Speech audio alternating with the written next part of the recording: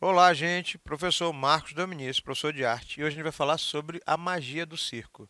Então, antes de começar a falar sobre a magia do circo, eu posso dizer: respeitável público! Pois é, quando a gente começa a ouvir isso, e alguns de vocês talvez nunca tenham pisado no circo, é bom a gente entender que isso é uma das manifestações da arte que resiste literalmente a tudo e ao tempo, né? E é bem mais antigo que você possa imaginar.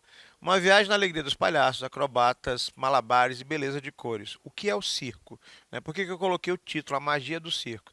Porque o circo se recusa literalmente a morrer e se reinventou ao ponto de sobreviver, apesar de nós estarmos passando num período de pandemia onde o circo necessita literalmente do público, da plateia. Né? Até os circos mais conhecidos do mundo, que hoje eram milhões, porque você tem variações bem distintas, desde que o circo começa como proposta, o circo moderno no século XVIII e o que a gente tem de atualização hoje, a gente ainda precisa da plateia presente para que o circo exista. Relatos afirmam que o circo existe desde a antiguidade. Ele ganha formato na Roma antiga, né? E esse mundo mágico do circo, né, não é só para criança.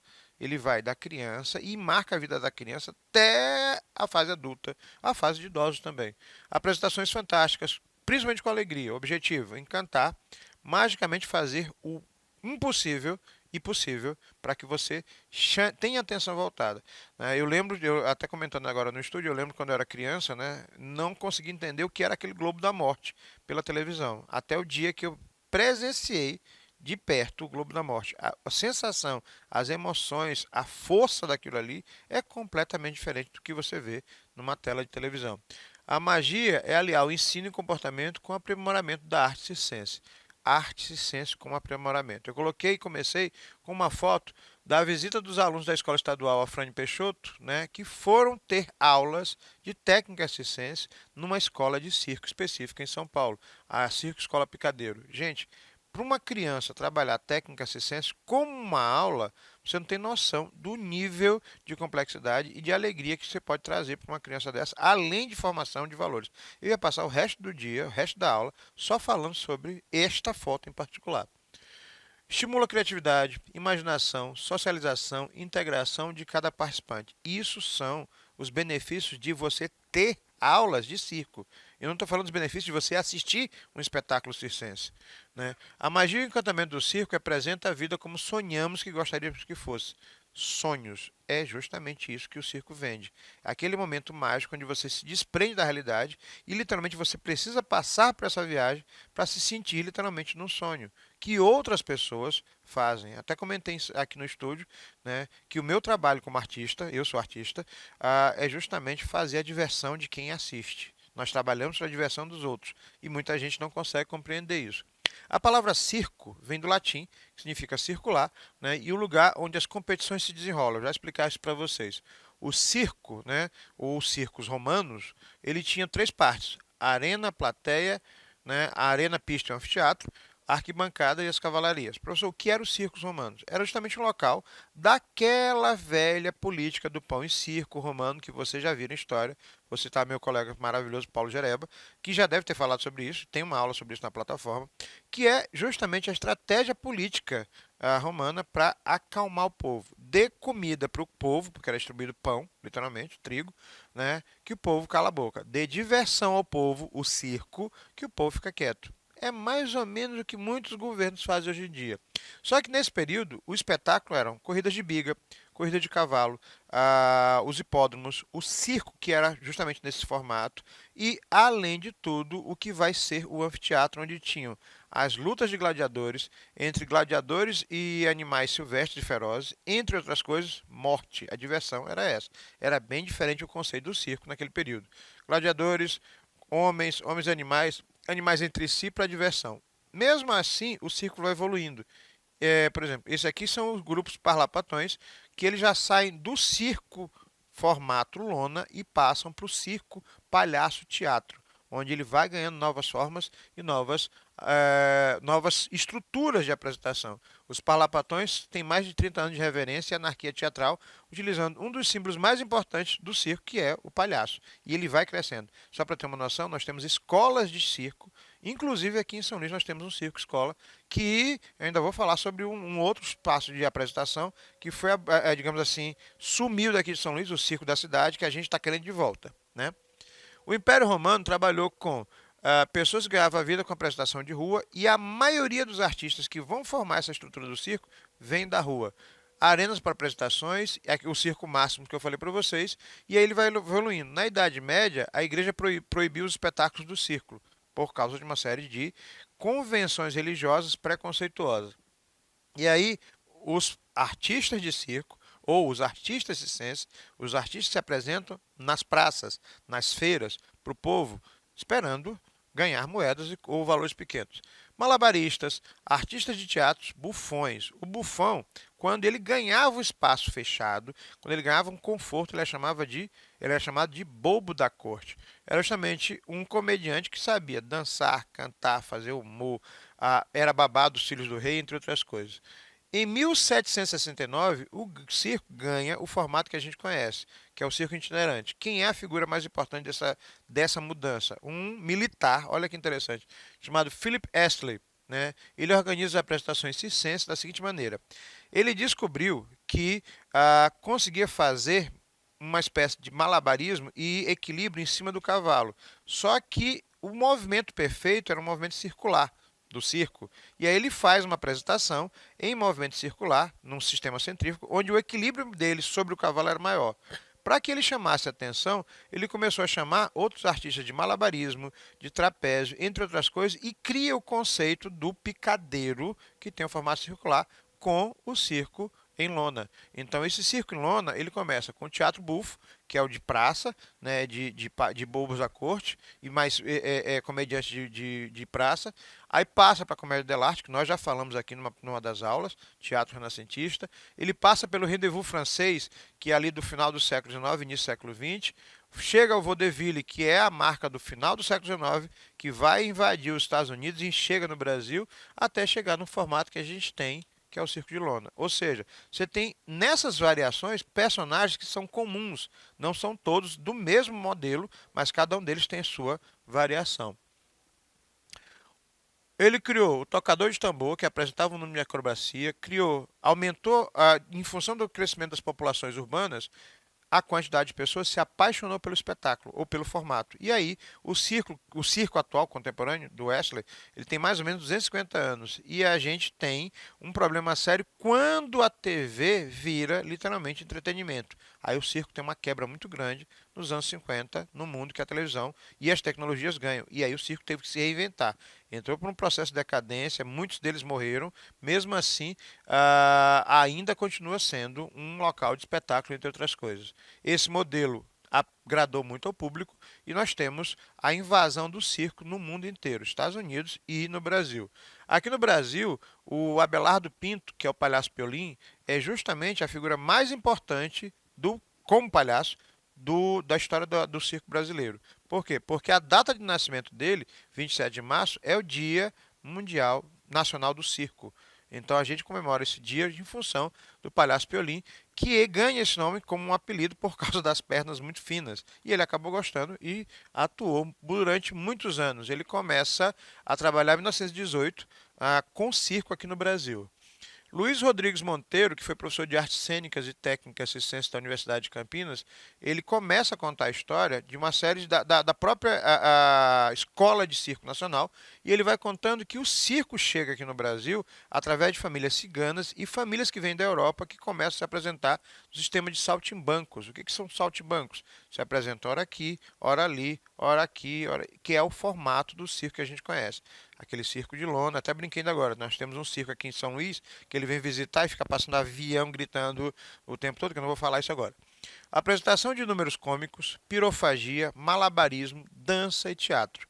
Bom, quanto mais diversificadas as apresentações forem, mais interessante é. né? O grande lance é que, para cada local, às vezes uma apresentação era mais chamativa que a outra. Na Europa, era muito comum as apresentações que eram mais perigosas, com animais, né, domadores, globos da morte. Aqui no Brasil, tem uma tendência mais para o caricato, e essa diversão é muito maior com outra característica. Então, os espaços, os ambientes vão se modificando a partir, as apresentações vão se modificando a partir das necessidades sociais e características regionalizadas.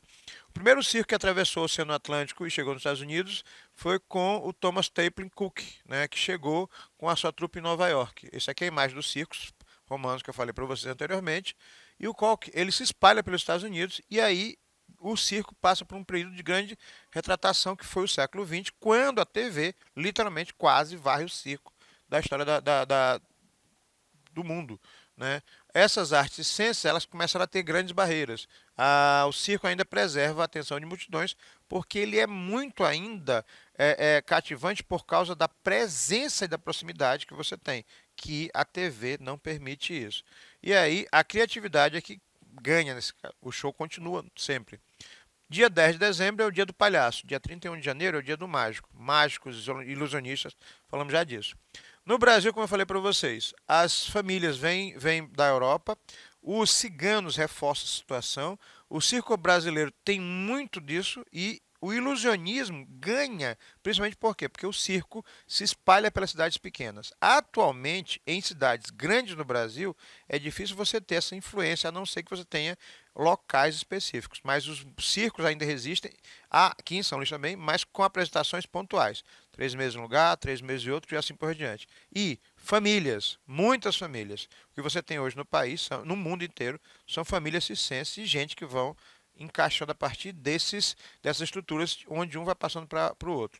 Existem escolas de circo nacionais com outras características, mas que puxam principalmente a figura do palhaço, que hoje ganha o palco, o teatro em si, né? Um dos mais tradicionais eventos circenses do mundo é o Festival Paulista de Circo, que mistura mais de 50 atrações de circo de lona, mas também circo de teatro e outras representações com outras variações.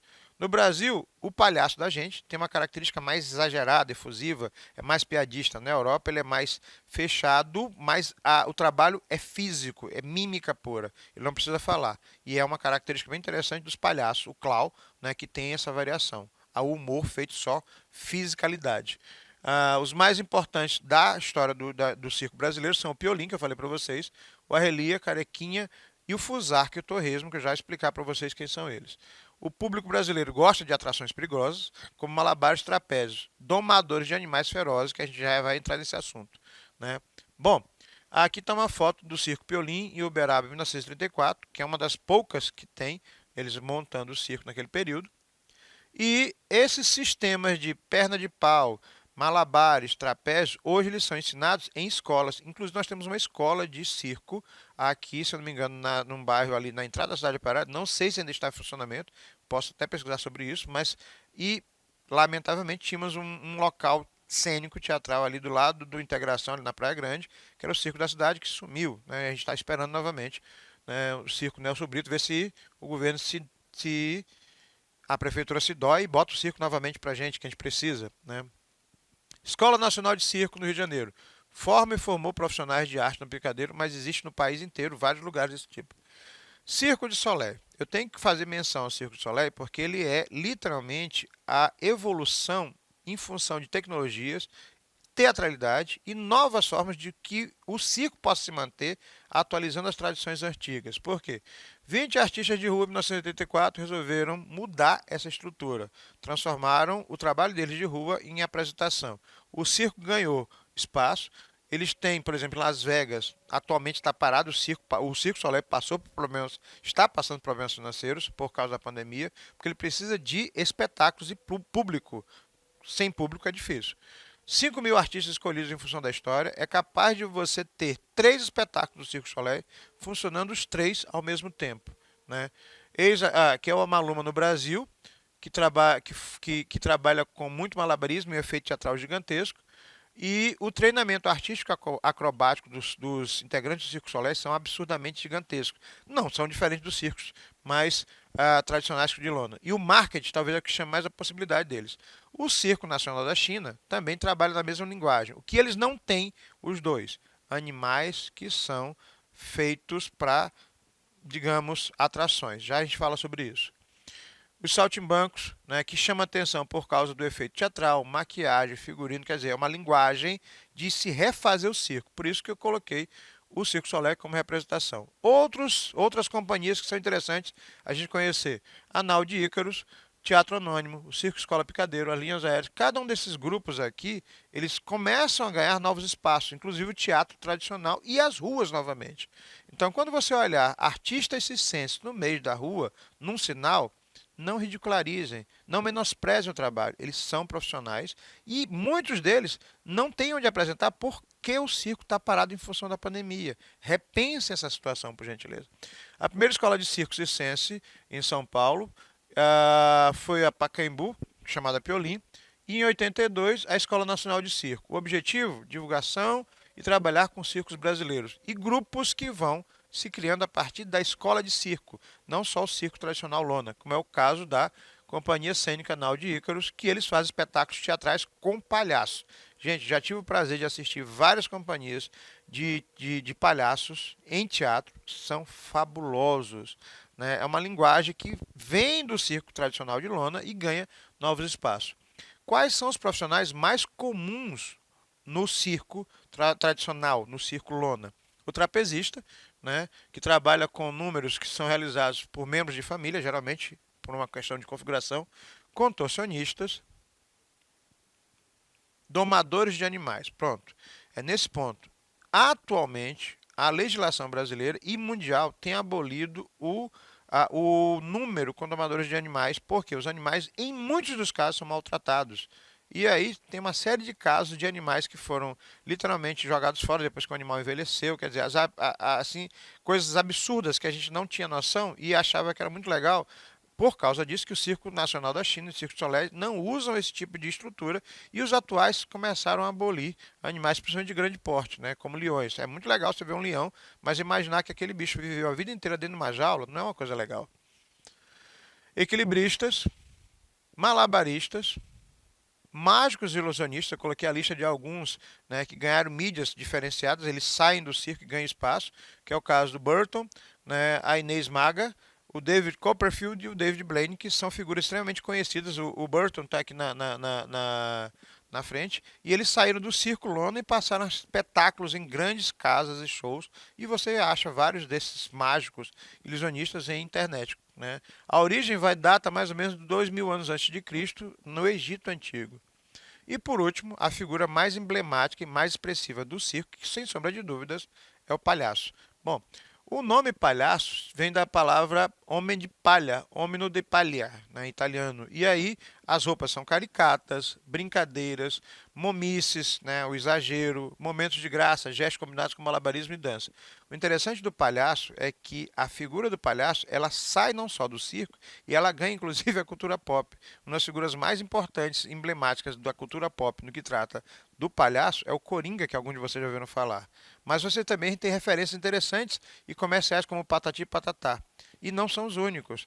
Né? É estranho você dizer quando alguém faz alguma coisa que não seja adequada, dizer isso é uma palhaçada. Por que a gente usa uma expressão que é do circo antigo? Então ele vai muito mais além. Então, quando ele diz assim, eu estou quase andando na corda bamba, você está falando de uma expressão que é ciência, eu estou sem equilíbrio, eu estou com medo de cair, eu estou numa zona de risco. Você está entendendo como a estrutura do circo ela marca o tempo e eu acho absurdo quando alguém diz assim, os políticos são palhaços. Estou sendo bem claro. Não, os palhaços são melhores, muito melhores. Atua em espetáculos abertos, em teatros, programas de televisão, trajes desproporcionados, coloridos, e eles podem ter teores dramáticos, já viraram tema de artistas, de música, de filmes. Gente, a quantidade de filmes, inclusive de terror, para você ter uma noção de como a coisa foi mudando. Eu lembrei de um filme agora, It, a coisa. Né? Palhaços conhecidos da nossa história brasileira. A Relia, que é o Valdemar Seisseu de família circense, né, que é um dos mais antigos e mais conhecidos, e o Carequinha, que é o Jorge Savala Gomes, talvez filho de trapezista, talvez as duas figuras mais conhecidas da história do circo nacional. E Fusarca e Torresmo, que são o Albano Pereira e o Brasil José Carlos Queiroz, que foram a dupla de palhaços que fez extremo sucesso na TV Tupi nos anos 50 e 60. Eles saem do circo e ganham a nova mídia que é a TV. Isso é possível? Sim, a gente tem personagens que são trabalhados dessa maneira, mas não são os únicos. Eu coloquei só alguns de uma história, de uma arte que é literalmente mágica. Então eu vou deixar vocês aqui com a figura dos dois que trabalharam em programas matinais domingos e fizeram a festa e a alegria de muitas gerações dos anos 50 para cá. Professor Marcos Dominici, né, com a magia do circo aqui para vocês. Pesquisem mais sobre isso. Fui!